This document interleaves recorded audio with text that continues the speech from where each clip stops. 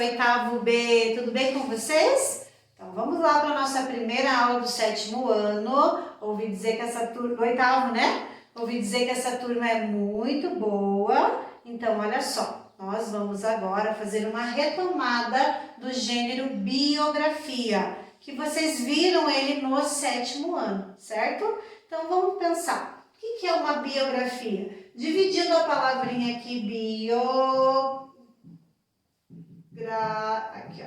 Biography em inglês, tá? Biography, graphy de grafia, de escrita, bio de life, vida. Então a gente vai escrever sobre a vida de alguém. Então o gênero biografia, ele é exclusivo para isso. Falou em biography, lembrou que a gente está escrevendo sobre a vida de alguém. Na língua inglesa, na atividade que eu postei lá, tô de olho nela aqui, nós vamos falar sobre o William Shakespeare, famoso, mundialmente conhecido escritor inglês, né? Então, até vou colocar como sugestão aqui depois, para quem gosta de ler, ou até para colocar ali uns links para vocês assistirem alguns trechos das peças dele, Romeu e Julieta, Hamlet, tem várias famosas.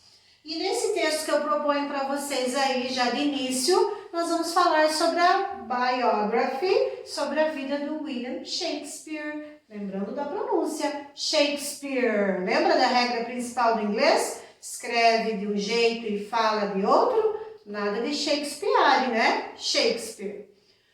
Teacher, para ser um gênero biography, o que eu preciso entender? Quando que eu sei que é um gênero biography? Quando estou falando de uma pessoa, como eu falei no início, está falando sobre a vida de uma pessoa. Quais são os acontecimentos que a gente fala da vida de alguém? Nós vamos falar sobre o nascimento, vamos falar sobre algumas datas importantes da vida dessa pessoa, colocamos também algum até status, como que essa pessoa é hoje, se ela é casada, se ela é solteira, alguma coisa da questão familiar dela, family. O que também nós vamos abordar nesse conteúdo aqui? Abordamos alguma característica física, também é importante, alguma coisa a gente aparece aqui, e algum acontecimento super importante da vida da pessoa, seja destaque, às vezes é cantor, tem algum álbum, às vezes é escritor, books, dramaturgo, como William Shakespeare também, tem algumas peças, tá? Então, essas informações gerais do gênero biography.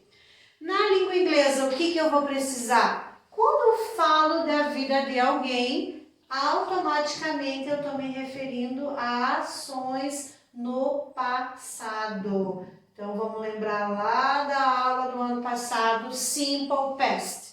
Como que é o passado da língua inglesa? Gente, é muito fácil. Nós vamos trabalhar com o verbo principal e ele vai ser dividido de duas maneiras. Existem os verbos regular, que a gente chama de regular verbs, e tem os irregular. Irregular verbs. O próprio termo já diz que é uma coisa regular, que possui a mesma regra, a mesma estrutura. O que é algo irregular? Algo que se mostra de uma maneira diferenciada. Na língua inglesa, nós vamos entender a escrita dos verbos dessa maneira. Algo regular vai ser acrescentado ed. Algo irregular, nós vamos entender isso aqui, ó. Muda a palavra. Ou seja, nessa proposta da biografia aqui do William Shakespeare, nós vamos já notar o tanto de palavras que terminam em ed. Teacher, todas as palavras que terminam em ed são verbos no passado? Não necessariamente, tá? Para ser verbo no passado, ela precisa existir sozinha antes. E ela tem que dar essa ideia de movimento. Então agora, nós vamos reconhecer todas as palavras que estão aí no passado. Eu vou ajudar vocês aí no primeiro. Lived. Opa!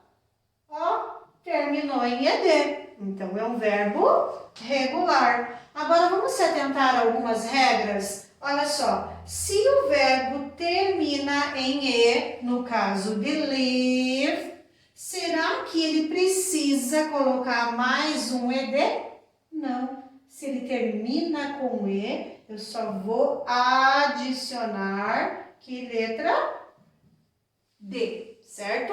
Existem vários verbos que terminam com a letra E. Então, eu só vou colocar a letra D, porque o ele já tem. Então, não pode dobrar aqui. Outra questão que vai acontecer. Eu tenho verbos que terminam em Y. Vou colocar aqui, que é o caso do study. E vou pôr mais um exemplo, o caso do play. Olha só, dois verbos que terminam com Y. Qual é a regra para a gente transformar no passado? Se ele é um verbo regular, eu só vou colocar o que no final? ED. Mas cuidado, existe uma regra que diz o seguinte: se o Y vem depois de uma consoante, ele deve ser trocado por I, para depois colocar ED. Então, como que seria o estudei, estudávamos, estudaram? Ah, ele vai ser substituído aqui, ó. Então, ele vai virar studied. Agora o verbo play. Ué, não é o mesmo raciocínio, já que termina em Y? Não, porque antes do Y tem o que aqui? Vogal. Quando eu tenho uma vogal, aí eu uso a regra geral, que é acrescentar ED. Então, preste atenção nisso, tá? Regra, terminou com E, só ganha D. Terminou com Y, eu vou fazer uma análise desse Y. Ele está depois de uma consoante ou de uma vogal, para saber aplicar a regra. Outra questão que eu vou ter é o tal do CVC. O que é isso? Não é agência de viagens. Consoante, vogal, consoante. Olha o que acontece quando eu tenho, por exemplo, o verbo, vou pegar aqui, deixa eu ver aqui, stop. Nossa, teacher, mas aqui não tem CVC. Esse st, ele conta como uma só. Então, aqui, como eu disse, parei, parávamos, eu vou dobrar a última consoante e acrescentar E. Por isso que eu tenho aqui stopped, certo? Então, essas três regras que vão aparecer nos verbos regulares no passado. Recapitulando, a nossa marca registrada para reconhecer isso é o ED. Já no verbo irregular, é um pouquinho diferente. No verbo irregular, eu tenho o verbo no presente. Por exemplo, eu tenho o verbo go e ele tem que fazer o que para ele ser irregular? Mudar a sua forma. Então, ele vai ser went. Ó, não tem nada a ver a escrita uma com a outra. Então, muda totalmente. Então, isso aqui é uma review. Espero que vocês tenham visto isso no 7º ano. Caso vocês não tenham visto, nós podemos fazer mais aulas do passado simples, que é super importante aí para o andamento das nossas atividades. Na sequência ali, então, da biografia que eu apresento para vocês, eu quero algumas informações específicas.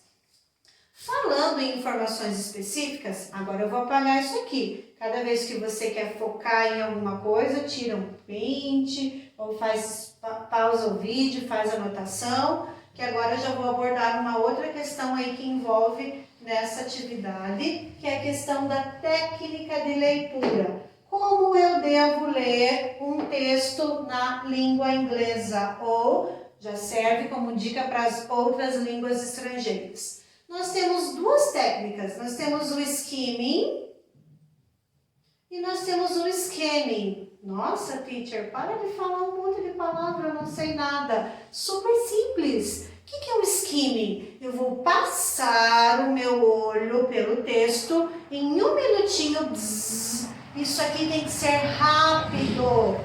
1 minuto no máximo, para pegar o quê? Uma ideia do que o texto fala. Então, vocês já vão pegar isso. Ah, já entendi que é o William Shakespeare, ele fez isso, ele nasceu nisso e ele é isso. Ah, o scanning não. O scanning, ele demora e ele quer o quê? Details. É uma leitura detalhada. nessa leitura eu vou buscar informações específicas, como datas, como nomes. E é isso aqui que eu vou cobrar de vocês nas questões de interpretação. Que dia que ele nasceu? É uma informação específica, então tem que ler atentamente. Se eu faço uma pergunta lá, qual é o assunto do texto? Aí eu vou direto para o skimming, não fico lendo item por item. Cuidado, gente, uma das grandes frustrações na língua inglesa é que você, aluno, sempre quer ter a sensação de entender o texto na íntegra. Isso não é necessário. Não se frustre ao ficar pensando que você tem que saber palavra por palavrinha. Não há necessidade. Aplica a técnica de saber sobre o que é o assunto e depois nós vamos buscar informações específicas. Dando sequência, então, é essas perguntas que eu faço ali para você. Presta atenção nos números, eles sempre nos revelam informações importantes, certo? Então, essa é a nossa primeira aula aí. Eu espero que vocês tenham entendido. Deixe nos comentários algumas dúvidas. Nós também temos o nosso grupo no WhatsApp. Podem utilizar também para fazer perguntas. E essa atividade vai receber aí quem é do aplicativo pelo Classroom e quem é impresso aí também para ter essa explicação em casa para realizar essa atividade. See you later, alligator. Bye, bye.